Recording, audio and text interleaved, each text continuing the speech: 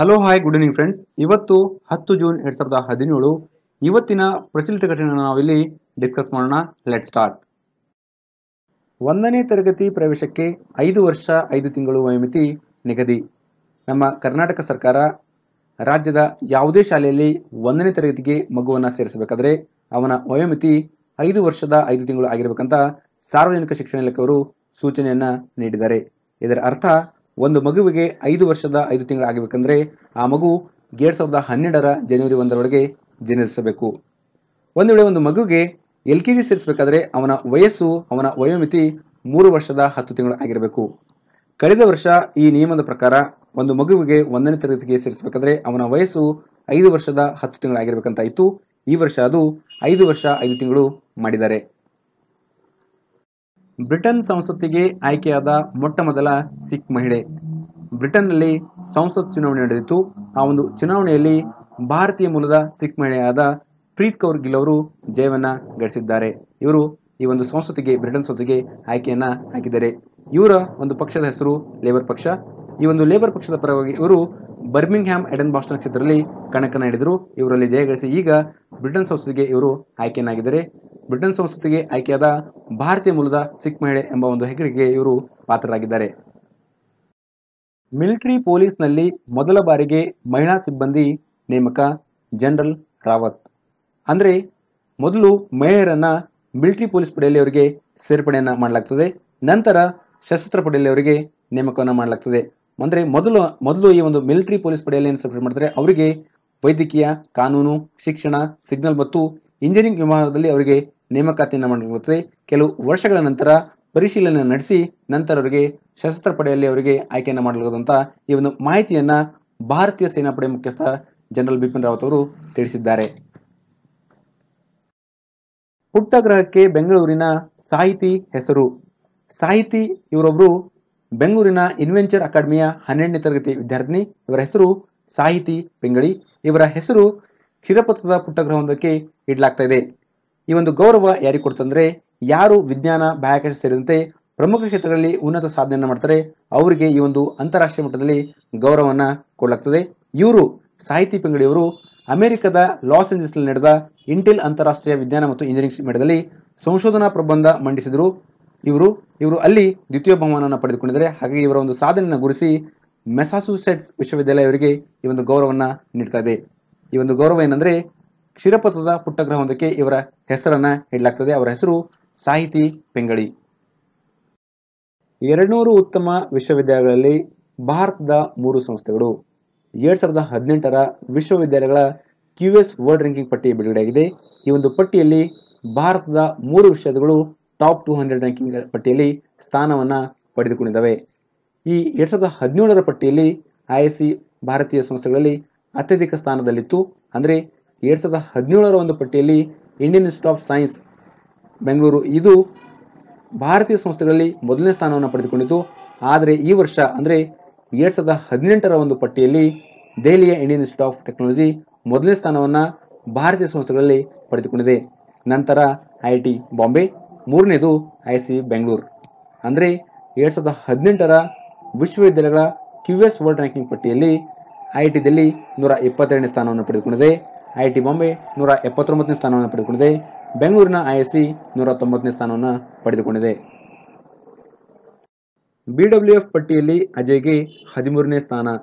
ವಿಶ್ವ ಬ್ಯಾಡ್ಮಿಂಟನ್ ಫೆಡರೇಷನ್ನ ಪುರುಷರ singles ranking ಪಟ್ಟಿಯಲ್ಲಿ ಭಾರತದ ಹೆಮ್ಮೆಯ ಬ್ಯಾಡ್ಮಿಂಟನ್ ಆಟಗಾರ ಅಜಯ್ ಜಯರಾಮ್ ಇವರು 13ನೇ ಸ್ಥಾನವನ್ನು ಪಡೆದುಕೊಂಡಿದ್ದಾರೆ.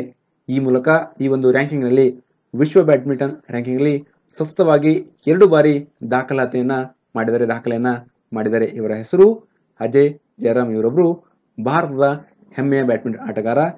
ಈ ಒಂದು ವಿಶ್ವ ಬ್ಯಾಡ್ಮಿಂಟನ್ ಫೆಡರೇಷನ್ ಒಂದು ರ್ಯಾಂಕಿಂಗ್ ಪಟ್ಟಿಯಲ್ಲಿ ಪುರುಷರ ಸಿಂಗಲ್ಸ್ ರ್ಯಾಂಕಿಂಗ್ ಪಟ್ಟಿಯಲ್ಲಿ 13ನೇ ಸ್ಥಾನವನ್ನು ಪಡೆದುಕೊಂಡಿದ್ದಾರೆ. ಅತ್ಯಂತ ತಾಪಮಾನದ ಗ್ರಹ. ಅನ್ಯ ನಕ್ಷತ್ರ ಮಂಡಲದಲ್ಲಿ ಅಂದ್ರೆ ಬೇರೆ ನಕ್ಷತ್ರ ಮಂಡಲದಲ್ಲಿ ಗುರುಗ್ರಹವನ್ನು ಹೋಲುವ ಅತ್ಯಂತ ಬಿಸಿಯಾದ ಗ್ರಹವನ್ನ ಬಾಹ್ಯಾಕಾಶ ಸಂಶೋಧಕರು ಪತ್ತೆಯನ್ನ ಹಚ್ಚಿದ್ದಾರೆ. ಇಲ್ಲಿಯವರೆಗೆ ಪತ್ತೆಯಾಗಿರುವ ಗ್ರಹಗಳಲ್ಲಿ ಅತಿ ಹೆಚ್ಚು ತಾಪಮಾನ ಹೊಂದಿರುವ ಇದು ಒಂದು ಗ್ರಹವಾಗಿದೆ. ಈ ಗ್ರಹಕ್ಕೆ KLT 9b ಅಂತ ಹೆಸರನ್ನ ಇಡಲಾಗಿದೆ. ಈ ಒಂದು ಗ್ರಹವನ್ನ ಪತ್ತೆ ಹಚ್ಚಿದವರು ಓಹಿಯೋ ವಿಶ್ವವಿದ್ಯಾಲಯ ಹಾಗೂ ವ್ಯಾಂಡರ್ಬಿಲ್ಟ್ ವಿಶ್ವವಿದ್ಯಾಲಯದ ಸಂಶೋಧಕರು. ಈ ಸಂಶೋಧಕರು ಜಂಟಿಯಾಗಿ ಈ ಒಂದು ಸಂಶೋಧನೆ ನಡೆಸಿ ನೇಚರ್ ಹೆಸರಿನ ಅಂತಾರಾಷ್ಟ್ರೀಯ ವಿಜ್ಞಾನ ಮ್ಯಾಗಜಿನಲ್ಲಿ ಸಂಶೋಧನಾ ವರದಿಯನ್ನು ಅವರು ಪ್ರಕಟಣೆ ಮಾಡಿದ್ದಾರೆ. ಇಲ್ಲಿ ನೀವು ನೆನಪಿಟ್ಕೊಳ್ಳೋದು, ಅತ್ಯಂತ ತಾಪಮಾನದ ಒಂದು ಗ್ರಹವನ್ನು ಏನು ಕಂಡಿದ್ದಾರೆ, ಅದು ಗುರು ಗ್ರಹಕ್ಕೆ ಹೋಲುವುದಿದೆ. ಈ ಗ್ರಹದಲ್ಲಿ ಅತಿ ಹೆಚ್ಚು ತಾಪಮಾನ ಹೊಂದಿದಂತೆ ಇದರ ಹೆಸರು KLT9b ಅಂತ ಹೆಸರನ್ನ ಇಡಲಾಗಿದೆ. ಗ್ರ್ಯಾಂಡ್ ಸ್ಲಾಮ್ ಪ್ರಶಸ್ತಿ ಜಯಿಸಿದ ಕನ್ನಡಿಗ ರೋಹನ್.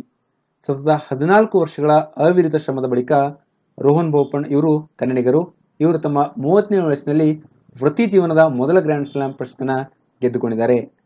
ಇವರು ಕೆನಡಾದ ಜತೆಗಾರ್ತಿ ಗ್ಯಾಬ್ರಿಯೆಲ್ಲಾ ದಬ್ರೋಸ್ಕಿ ಜೊತೆಗೂಡಿ ಫ್ರೆಂಚ್ ಓಪನ್ ಟೂರ್ನಿಯ ವಿಶ್ವ ಡಬಲ್ಸ್ ಚಾಂಪಿಯನ್ ಇವರು ಆದರೂ. ಈ ಮೂಲಕ ಗ್ರ್ಯಾಂಡ್ ಸ್ಲಾಮ್ ಪ್ರಶಸ್ತಿ ಗೆದ್ದ ಭಾರತದ 4ನೇ ಆಟಗಾರ ಇವರು ಎನಿಸಿಕೊಂಡಿದ್ದಾರೆ. ಇವರ ವಿರುದ್ಧ ಇದ್ದ ಒಂದು ಪೇರ್ ಅಂದರೆ ಜರ್ಮನಿಯ ಅನ್ನಲಿನಾ ಗ್ರೋಯೆನ್ಫೆಲ್ಡ್ ಮತ್ತು ಕೊಲಂಬಿಯಾದ ರಾಬರ್ಟ್ ಫರಾ. ಈ ಒಂದು ಜೋಡಿಯನ್ನು ಅವರು ಮಣಿಸಿ ಈ ಒಂದು ಪ್ರಶಸ್ತಿಯನ್ನು ಗೆದ್ದುಕೊಂಡಿದ್ದಾರೆ. ಈ ಒಂದು ಗ್ರ್ಯಾಂಡ್ ಸ್ಲಾಮ್ ಅನ್ನು ಇವರು ಪಡೆದುಕೊಂಡಿದ್ದಾರೆ. ಇವರು ಬೋಪಣ್ಣ ಇವರು ಜೊತೆ ಕೆನಡಾದ ಗ್ಯಾಬ್ರಿಯೆಲ್ಲಾ ದಬ್ರೋಸ್ಕಿ ಈ ಒಂದು ಟೆನ್ನಿಸ್ ಚಾಂಪಿಯನ್ ಅನ್ನ, ಫ್ರೆಂಚ್ ಓಪನ್ ಟೆನ್ನಿಸ್ ಟೂರ್ನಿಯ ಒಂದು ಚಾಂಪಿಯನ್ ಅನ್ನ ಪಡೆದುಕೊಂಡಿದ್ದಾರೆ. ನಿವೃತ್ತಿ ಸೂಚನೆ ನೀಡಿದ ಹುಸೇನ್ ಬೋಲ್ಟ್ ಇವರು ಮಿಂಚಿನ ವೇಗದ ಓಟಗಾರ ಅಂತ ಇವರು ಹೆಸರುವಾಸಿ. ಇವರು ಜಮೈಕಾದವರು. ಇವರು ಆಗಸ್ಟ್ನಲ್ಲಿ ತಮ್ಮ ಒಂದು ವೃತ್ತಿಯಿಂದ ನಿವೃತ್ತಿಯನ್ನ ಕೊಡುವ ಒಂದು ಸೂಚನೆಯನ್ನು ಇವರು ಕೊಟ್ಟಿದ್ದಾರೆ. ಇಲ್ಲಿ ಇಷ್ಟೇ ನೆನಪಿಟ್ಕೊಳ್ಳಿ, ಹುಸೇನ್ ಬೋಲ್ಟ್ ಇವರು ಮಿಂಚಿನ ವೇಗದ ಆಟಗಾರ. ಇವರು ಜಮೈಕಾದವರು. ಇವರು 100 ಮತ್ತು 200 ಮೀಟರ್ಸ್ ಓಟದಲ್ಲಿ ವಿಶ್ವ ಚಾಂಪಿಯನ್. ಅವರು ಆಗಸ್ಟ್ನಲ್ಲಿ ಟ್ರ್ಯಾಕ್ನಿಂದ ನಿವೃತ್ತಿಯಾಗಿರುವ ಒಂದು ಸೂಚನೆಯನ್ನ ನೀಡಿದ್ದಾರೆ. ಪ್ರಚಲಿತ ಘಟನೆಗೆ ಸಂಬಂಧಪಟ್ಟ ಪ್ರಶ್ನೆ ಉತ್ತರಗಳನ್ನು ನಾವಿಲ್ಲಿ ನೋಡೋಣ. ಮೊದಲನೇ ಪ್ರಶ್ನೆ, ಈಚೆಗೆ ನೇಮಕವಾದ ನೇಪಾಳದ 40ನೇ ಪ್ರಧಾನಿ ಯಾರು? ಇತ್ತೀಚೆಗೆ ನೇಮಕವಾದ ನೇಪಾಳದ 40ನೇ ಪ್ರಧಾನಿ ಶೇರ್ ಬಹದ್ದೂರ್ ದೇವುಬಾ. ಭಾರತದ ಮೊದಲ ಗ್ರಾಮೀಣ LED ಬೀದಿ ದೀಪ ಯೋಜನೆಯನ್ನ ಯಾವ ರಾಜ್ಯದಲ್ಲಿ ಜಾರಿಗೊಳಿಸಲಾಯಿತು? ಭಾರತದ ಮೊದಲ ಗ್ರಾಮೀಣ LED ಬೀದಿ ದೀಪ ಯೋಜನೆಯನ್ನ ಆಂಧ್ರ ಪ್ರದೇಶದಲ್ಲಿ ಜಾರಿಗೊಳಿಸಲಾಯಿತು. ಭಾರತದಲ್ಲಿ ಮಹಿಳಾ ಪಿಂಚಣಿ ಯೋಜನೆಯನ್ನ ಪ್ರಾರಂಭಿಸಿದ ಏಕೈಕ ರಾಜ್ಯ ತೆಲಂಗಾಣ. ರೈಲ್ವೆ ವಲಯದ ಅಭಿವೃದ್ಧಿಗಾಗಿ ಭಾರತವು ಯಾವ ದೇಶದೊಂದಿಗೆ ಒಪ್ಪಂದ ಮಾಡಿಕೊಂಡಿದೆ?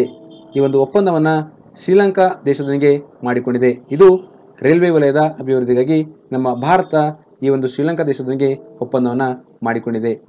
ಉತ್ತರ ಅಟ್ಲಾಂಟಿಕ್ ಆರ್ಗನೈಸೇಷನ್ಗೆ ಅಂದರೆ ನ್ಯಾಟೋಗೆ ಈಚೆಗೆ ಸೇರ್ಪಡೆಯಾದ ದೇಶ ಯಾವುದು?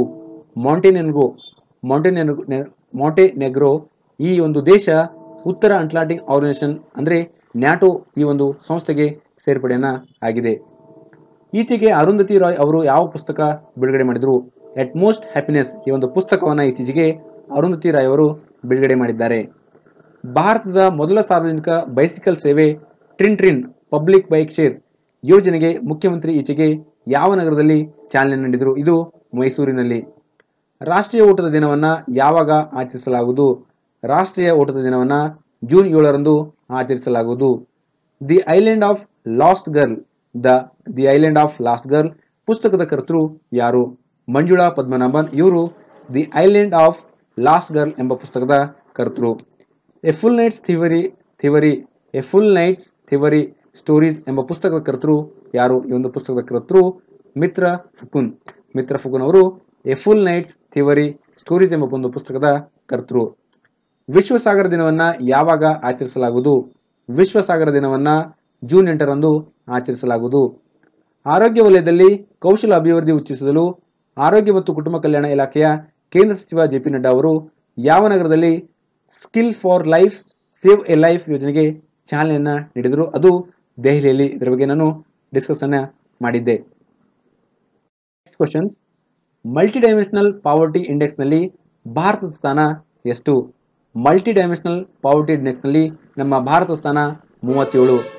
ಸ್ಕ್ರಿಪ್ಸ್ ನ್ಯಾಷನಲ್ ಸ್ಪೆಲ್ಲಿಂಗ್ ಬಿ ಸ್ಪರ್ಧೆಯಲ್ಲಿ ಗೆದ್ದ ಭಾರತ ಮೂಲದ ವಿದ್ಯಾರ್ಥಿ ಹೆಸರು ಅನನ್ಯ ವಿನಯ್. 52ನೇ ಕಾರ್ಲೋವಿ ವರಿ ಅಂತಾರಾಷ್ಟ್ರೀಯ ಫಿಲ್ಮ್ ಫೆಸ್ಟಿವಲ್ ಭಾರತದಿಂದ ಸ್ಪರ್ಧಿಸಿದ ಚಿತ್ರ ಯಾವುದು? ಆ ಒಂದು ಚಿತ್ರದ ಹೆಸರು ರಲಾಂಗ್ ರೋಡ್. ಇದು ಆಲ್ರೆಡಿ ನಾನು ಹೇಳಿದ್ದೆ. ಓಕೆ, ಭಾರತದ ಆಟಗಾರ ಕೃಷ್ಣನ್ ಶಶಿಕಿರಣ್ ಯಾವ ಕ್ರೀಡೆಗೆ ಸಂಬಂಧಿಸಿದ್ದಾರೆ? ಇವರು ಚೆಸ್ ಒಂದು ಕ್ರೀಡೆಗೆ ಸಂಬಂಧಪಟ್ಟಿದ್ದಾರೆ. ಅವರ ಹೆಸರು ಕೃಷ್ಣನ್ ಶಶಿಕಿರಣ್. ಮೌಂಟ್ ಎವರೆಸ್ಟ್ ಶಿಖರವನ್ನೇರಿದ ಮೊದಲ ಕ್ಯಾನ್ಸರ್ ಪೀಡಿತ ವ್ಯಕ್ತಿ ಇಯಾನ್ ಟೂತಿನ್. ಇವರು ಯಾವ ರಾಷ್ಟ್ರದವರು? ಇವರು ಬ್ರಿಟನ್ ರಾಷ್ಟ್ರದವರು. ವೆರಿ ವೆರಿ ಇಂಪಾರ್ಟೆಂಟ್ ನೆನ್ಪಿಟ್ಕೊಳ್ಳಿ. ಕರ್ನಾಟಕ ರಾಜ್ಯ ಸರ್ಕಾರದ ಕಾಕ್ಲಿಯರ್ ಇಂಪ್ಲಾಂಟ್ ಕರ್ನಾಟಕ ರಾಜ್ಯ ಸರ್ಕಾರದ ಕಾಕ್ಲಿಯರ್ ಇಂಪ್ಲಾಂಟ್ ಯೋಜನೆಯ ಫಲಾನುಭವಿಗಳು ಯಾರು? ಇದರ ಫಲಾನುಭವಿಗಳು ಶ್ರವಣ ದೋಷವಿರುವ ಮಕ್ಕಳು. ನೇಪಾಳದ ನೂತನ ಪ್ರಧಾನಿ ಯಾರು? ನೇಪಾಳದ ನೂತನ ಪ್ರಧಾನಿ ಶೇರ್ ಬಹದ್ದೂರ್ ದೇವುಬಾ. ಮುಖ್ಯಮಂತ್ರಿ ಸಿದ್ದರಾಮಯ್ಯ ಸಾರ್ವಜನಿಕ ಸೈಕಲ್ ಬಳಕೆ ಯೋಜನೆ ಟ್ರಿನ್ಗೆ ಯಾವ ನಗರದಲ್ಲಿ ಚಾಲನೆ ನೀಡಿದರು? ಇದು ಮೈಸೂರಿನಲ್ಲಿ. ಕನ್ನಡ ಅಭಿವೃದ್ಧಿ ಪ್ರಾಧಿಕಾರದ ಅಧ್ಯಕ್ಷರು ಯಾರು? ಕನ್ನಡ ಅಭಿವೃದ್ಧಿ ಪ್ರಾಧಿಕಾರದ ಅಧ್ಯಕ್ಷರು ಎಸ್.ಜಿ. ಸಿದ್ದರಾಮಯ್ಯ. ಎಸ್.ಜಿ. ಸಿದ್ದರಾಮಯ್ಯ ಅವರು ಕನ್ನಡ ಅಭಿವೃದ್ಧಿ ಪ್ರಾಧಿಕಾರದ ಅಧ್ಯಕ್ಷರು. ಭಾರತದಲ್ಲಿ ನ್ಯಾಷನಲ್ ಹೆರಾಲ್ಡ್ ತನ್ನ ಪತ್ರಿಕೆಯನ್ನು ಯಾವ ನಗರದಲ್ಲಿ ಮರುಚಾಲನೆ ನೀಡಲು ತೀರ್ಮಾನಿಸಿದೆ? ಇದು ಬೆಂಗಳೂರಿನಲ್ಲಿ. ಅಂದರೆ ನಮ್ಮ ಭಾರತದಲ್ಲಿ ಅದು ಬೆಂಗಳೂರಿನಲ್ಲಿ ನ್ಯಾಷನಲ್ ಹೆರಾಲ್ಡ್ ತನ್ನ ಪತ್ರಿಕೆಯನ್ನ ಚಾಲನೆ ನೀಡಲು ತೀರ್ಮಾನವನ್ನು ಕೈಗೊಳ್ಳುತ್ತಾ ಇದೆ. 2017ರ ಚಾಂಪಿಯನ್ ಲೀಗ್ ಫುಟ್ಬಾಲ್ ಟೂರ್ನಿಯ ಫೈನಲ್ನಲ್ಲಿ ಯಾವ ತಂಡ ಪ್ರಶಸ್ತಿಯನ್ನು ಗಳಿಸಿದೆ? ಈ 2017ರ ಚಾಂಪಿಯನ್ ಲೀಗ್ ಫುಟ್ಬಾಲ್ ಟೂರ್ನಿಯ ಒಂದು ಫೈನಲ್ನಲ್ಲಿ ಯಾವ ತಂಡ ಪ್ರಶಸ್ತಿ ಅಂದರೆ ರಿಯಲ್ ಮ್ಯಾಡ್ರಿಡ್ ಈ ಒಂದು ತಂಡ ಪ್ರಶಸ್ತಿಯನ್ನು ಗಳಿಸಿದೆ. 1936ರಲ್ಲಿ ಸ್ವತಂತ್ರ ಕೂಲಿಕಾರರ ಪಕ್ಷ ಸಂಘಟಿಸಿದವರು ಯಾರು? Doctor B R. ಅಂಬೇಡ್ಕರ್ ಅವರು 1936ರಲ್ಲಿ ಸ್ವತಂತ್ರ ಕೂಲಿಕಾರರ ಪಕ್ಷವನ್ನು ಸಂಘಟಿಸಿದವರು. Which bank has become the first Indian bank to launch biodegradable prepaid gift cards? ನಮ್ಮ ಭಾರತದಲ್ಲಿ ಫಸ್ಟ್ ಇಂಡಿಯನ್ ಬ್ಯಾಂಕ್ ಯಾವ bank biodegradable prepaid gift cards ಅನ್ನ ಲಾಂಚ್ ಮಾಡಿದೆ? ಆ ಒಂದು ಬ್ಯಾಂಕ್ನ ಹೆಸರು ಆಕ್ಸಿಸ್ ಬ್ಯಾಂಕ್. ಬಸುದೇವ್ ಚಟರ್ಜಿ ಇವರ ನಿಧನವಾಗಿದೆ ಇತ್ತೀಚೆಗೆ. ಇವರು ಯಾವ ಫೀಲ್ಡ್ಗೆ ಸಂಬಂಧಪಟ್ಟವರು? ಇವರು ಹಿಸ್ಟ್ರಿ ಒಂದು ಫೀಲ್ಡ್ಗೆ ಸಂಬಂಧಪಟ್ಟವರು. India and which United Nations Organisation have launch partnership fund to promote sustainable development. ಆ ಒಂದು UN ಆರ್ಗನೈಸೇಷನ್ ಹೆಸರು Office for South Cooperation, UNOSSC ಅಂತ ಹೇಳ್ತಾರೆ ಅದಕ್ಕೆ. Which Indian American has been chosen for 2017 NASA astronaut candidate class? ಇದರ ಬಗ್ಗೆ ನಾನು detail ಆಗಿ ಎಕ್ಸ್ಪ್ಲೇನ್ ಮಾಡಿದೆ. ಇತ್ತೀಚೆಗೆ ನಾಸಾದವರು 12 ಬಾಹ್ಯಾಕಾಶ ತಜ್ಞರನ್ನ ಆಯ್ಕೆಯನ್ನ ಮಾಡಿದೆ. ಅದರಲ್ಲಿ ನಮ್ಮ ಭಾರತದ ಮೂಲದ ಅಮೆರಿಕನ್ ಒಬ್ಬರು ಆಯ್ಕೆಯಾಗಿದ್ದಾರೆ. ಅವರ ಹೆಸರು Raja Chari. P Govardhan Reddy the noted politician has passed away. He belongs to which political party?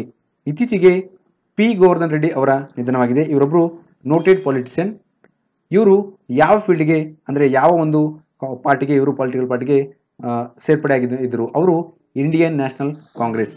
ನೆನ್ಪಿಟ್ಕೊಳ್ಳಿ, ಪಿ ಗೋವರ್ಧನ್ ರೆಡ್ಡಿ ಇವರೊಬ್ಬರು ಪೊಲಿಟಿಕಲ್ ಪಾರ್ಟಿ ಅಂದರೆ ಇಂಡಿಯನ್ ನ್ಯಾಷನಲ್ ಕಾಂಗ್ರೆಸ್ ಪೊಲಿಟಿಕಲ್ ಪಾರ್ಟಿಗೆ ಇವರು ಬಿಲಾಂಗ್ ಆಗಿದ್ರು. ಇವರೊಬ್ಬರು ನೋಟೆಡ್ ಪೊಲಿಟಿಷಿಯನ್ ಇದ್ರು. ಇವರ ನಿಧನವಾಗಿದೆ. Which Indian personality has been conferred with the WHO director general's special recognition award for global tobacco control?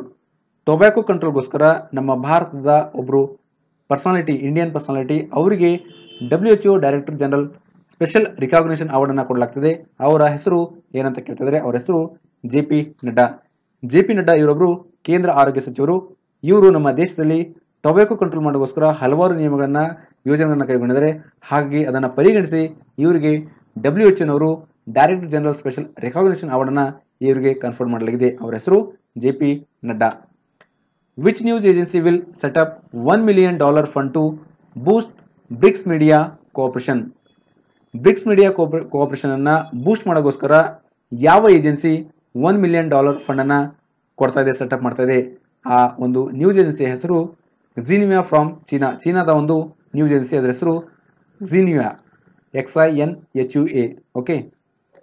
ಮೆರುನಿಸಿಯಾ Dalwai ಇವರೊಬ್ಬರು ರಿನೋಡ್ ಮುಸ್ಲಿಂ ರೈಟ್ ಎಕ್ಸಿಬಿಟಿ. ಇವರ ನಿಧನವನ್ನಾಗಿದೆ. ಇವರು ಯಾವ ಸ್ಟೇಟ್ದವರು? ಇವರು ಮಹಾರಾಷ್ಟ್ರದವರು. Which state government has recently signed MOU with union aviation ministry for Udan scheme? Udan ಸ್ಕೀಮ್ಗೋಸ್ಕರ ಇತ್ತೀಚೆಗೆ ಯಾವ ಒಂದು ಸ್ಟೇಟು MOU ಮಾಡ್ಕೊಂಡಿದೆ ಈ ಒಂದು ಯೂನಿಯನ್ ಏವಿಯೇಷನ್ ಮಿನಿಸ್ಟ್ರಿ ಜೊತೆ? ಅದು Tamil Nadu. The Mahananda wild life sanctuary is located in which state? Mahananda wild life sanctuary ಇದು ವೆಸ್ಟ್ ಬೆಂಗಾಲ್ನಲ್ಲಿ ಲೊಕೇಟ್ ಆಗಿದೆ. ವೆಸ್ಟ್ ಬೆಂಗಾಲಲ್ಲಿ Mahananda wild life sanctuary locate ಆಗಿದೆ. Thank you so much. ಒಂದು ವೇಳೆ ವಿಡಿಯೋ ಲೈಕ್ ಆದರೆ ಪ್ಲೀಸ್ ಲೈಕ್ ಮಾಡಿರಿ, ಶೇರ್ ಮಾಡಿರಿ, ಸಬ್ಸ್ಕ್ರೈಬ್ ಮಾಡಿರಿ ಮತ್ತು ಕಮೆಂಟ್ ಮಾಡಿರಿ. PPT ಡೌನ್ಲೋಡ್ ಮಾಡಬೇಕಾದ್ರೆ ನಾನು ಫ್ರಂಟ್ ಪೇಜಲ್ಲಿ ಲಿಂಕ್ಸನ್ನು ಅಲ್ಲಿ ಪ್ರೊವೈಡ್ ಮಾಡಿದ್ದೀನಿ. ಫೇಸ್ಬುಕ್ ಲಿಂಕು, ಟೆಲಿಗ್ರಾಮ್ ಲಿಂಕು ಮತ್ತು ಯೂಟ್ಯೂಬ್ ಡಿಸ್ಕ್ರಿಪ್ಷನ್ ಬಾಕ್ಸ್ನಲ್ಲೂ ನಾನು ಸಹಿತ ಲಿಂಕನ್ನು ಕೊಡಲಾಗ್ತಿದೆ.